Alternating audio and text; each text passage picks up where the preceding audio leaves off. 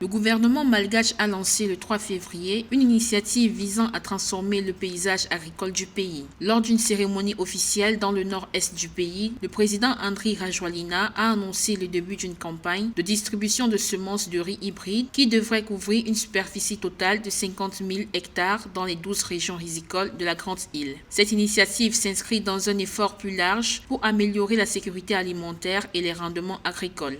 Naturellement, lutter contre l'insécurité alimentaire et l'autosuffisance alimentaire, cela est fort louable et ne peut être qu'appréciable. En revanche, il y a une forte complexité pour arriver et parvenir à un tel résultat. Tout d'abord parce que Madagascar est frappé de plein fait par une grande pauvreté et à cela s'ajoutent de plein de dimensions multifactorielles.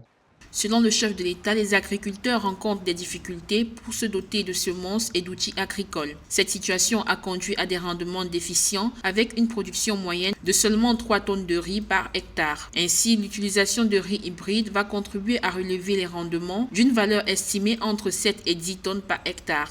Quand on parle d'autosuffisance alimentaire, il convient de bien déterminer ce qui sera destiné à l'exportation et ce qui sera utilisé sur le plan intérieur et du coup permettra cette autosuffisance alimentaire. Donc quand bien même cela figure dans le plan Émergence Madagascar et que Hans Rajön a toujours parlé d'autosuffisance alimentaire et de développer la production agricole malgache, il convient d'apporter de grandes pondérations et de grandes nuances sur cette ambition.